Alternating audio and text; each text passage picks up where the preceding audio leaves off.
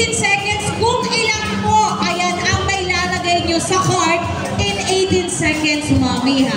Ayan, kahapon ay, of course, ang ating sari-sari store, Suki, ay naka 6.8. Ayan, si Mami, kaya top spender talaga yan. Congratulations at maraming salamat sa pagbili ng ating Unilever product.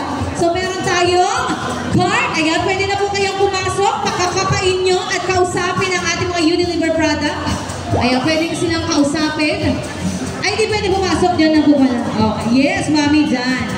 Okay. Akin na po yung mga kayamanan nyo. Pwede kong hawakan. Okay lang po? Ayan, para ano, ayan. Okay, ready na tayo. Eto na, in 18 seconds timer tayo, Mare, ha?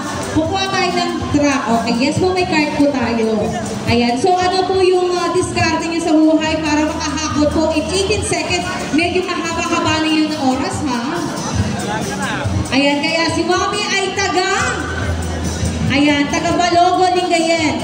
Binmalay, ayan.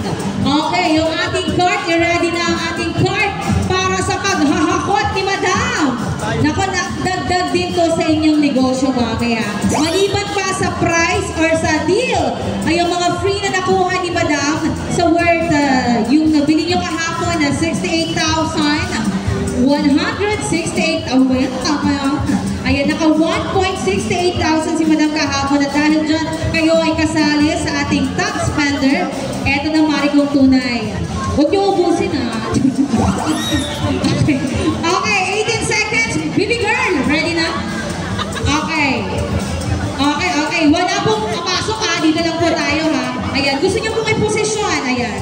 Diskartehin niyo po, Mami, kung saan niyo gustong i-pwesto yung card. Okay. Palakpakan naman dyan, everyone!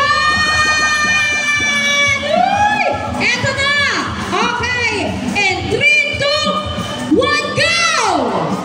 Bilisan mo, Mami! 18 seconds! Isang malaking takma! Lakihan mo!